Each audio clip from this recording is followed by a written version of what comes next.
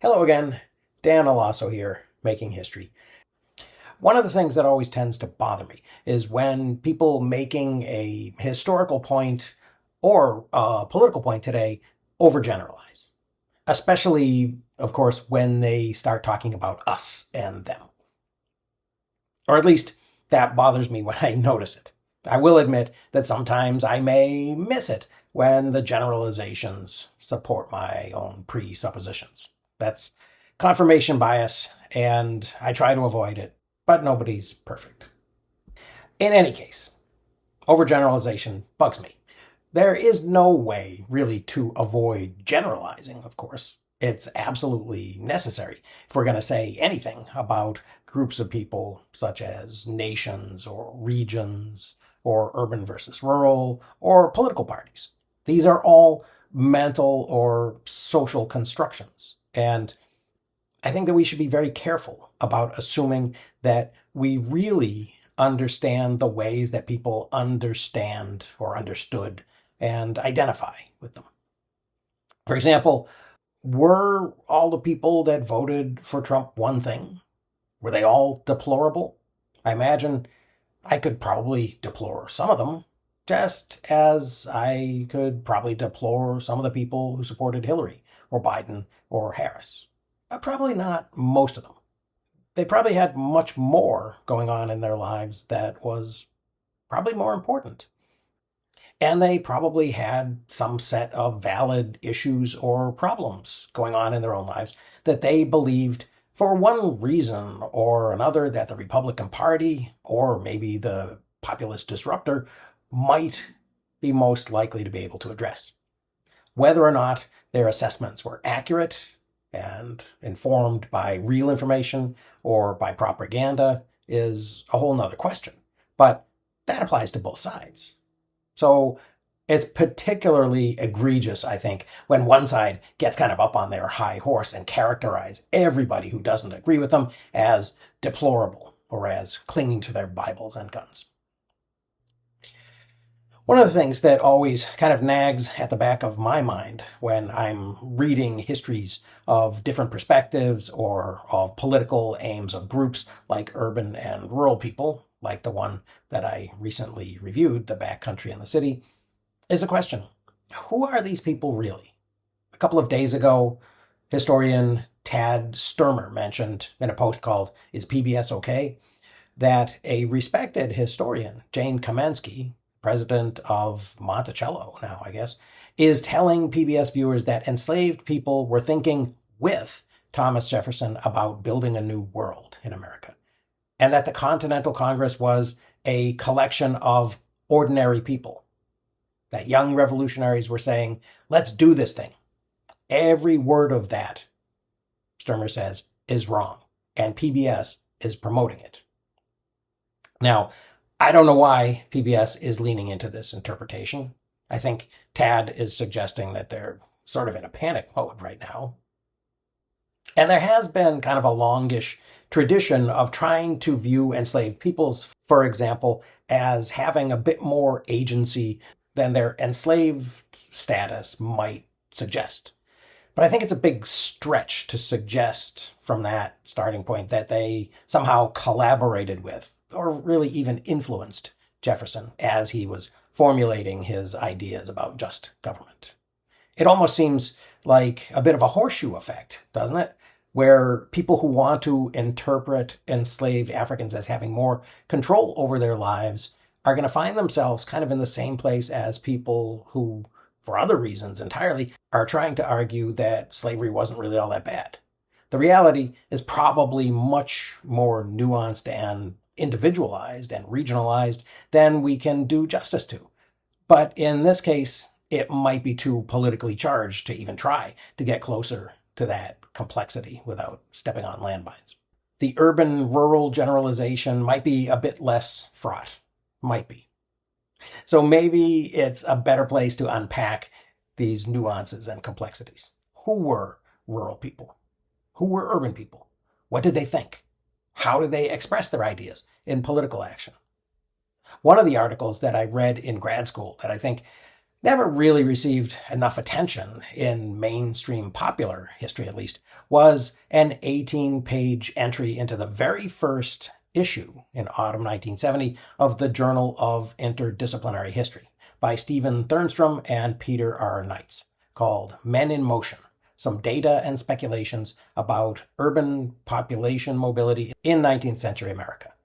Now, I've posted a review of that article a couple of years ago that contributing subscribers can access.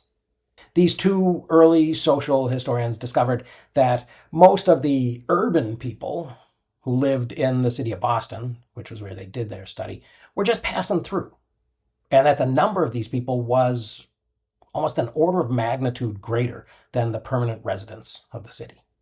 Thernstrom and Knights acknowledged that rural mobility had already been discussed by Mallon in 1935, Merle Curdy in 1959, and Coleman in 1962. But they argued that even in cities, quote, net population changes from census to census, though often dramatic, pale into insignificance by comparison with the actual gross volume of in and out movement. Even in the most stable, small or medium-sized community, which has yet been examined, approximately half of the population was transient within a relatively brief span of years. The tool they used to discover this mobility between decennial census findings was city directories. Using these annual enumerations, they found out that, quote, the proportion of the city's 1890 residents who had moved into Boston in the previous decade, when the city's population had risen from 336,000 to 448,000, was fully one-third. In fact, they said, because people were constantly leaving the city, quote, nearly 800,000 people moved into Boston between 1880 and 1890 to produce the net migration increase of 65,179. The turnover of the Boston population means that just about 700,000 people left the city in 10 years. These people all went somewhere. And this decade wasn't at all unique. Thernstrom and Knights found that between 1830 and 1890, when Boston's population increased from 61,000 to 448,000, quote, the number of migrants entering Boston was an amazing 3.325 million, 8.5 times the net population increase. Again, that means nearly 3 million people left Boston and went someplace else. Where did they go? And when they got there, did they stop moving about? The political consequences of very short tenancy was disenfranchisement. This may have led, the authors speculated, to a widespread feeling of alienation from the political process and a corresponding inability to organize effective dissident organizations. It may also have contributed to the growth of regional voluntary organizations, and even to the Knights of Labor, that could offer people some continuity in spite of their movements. Thinking about the labor movements of the early 19th century, it's a bit amazing that they were able to do as much as they did. But this so-called floating proletariat, as some historians began to call it, did not just move from city to city. In 2004, Patricia Kelly Hall and Stephen Ruggles published a study, which I linked to in the text, of internal migration from 1850 to 2000. They studied now digital census data, IPUMS, originally the Integrated Public Use Microdata series, which I also linked to, is the world's largest individual level population database. So they used this data and concluded, quote, 19th century Americans were extraordinarily mobile. Despite the difficulty of travel, almost half of the population moved across state lines, and most of those migrants moved long distances. The bulk of mid-19th century migrants moved to the Midwest, and almost 9 out of 10 went to rural areas.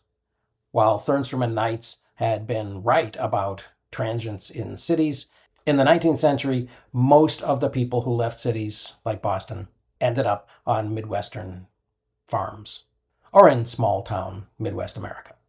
So who were these rural people? And who were the urban people who remained? How did the ideas, priorities, and political commitments of these transient people change as they moved from city to city or from city to the countryside? How long did their identities take to form if they took on new identities? And finally, how are the political changes that we can see when we take a high level view of American history, such as the populism of the 19th century, influenced by all of these factors? These are questions that haven't really been fully answered yet by historians. And knowing these things would probably help us better understand the answers to questions like, what's wrong with Kansas? So this is an idea that I'm going to kind of have in my mind as I am developing this series on what's going on in American history that relates to American politics. So I hope you found that a little bit interesting. Thank you very much for watching. I will see you again very soon.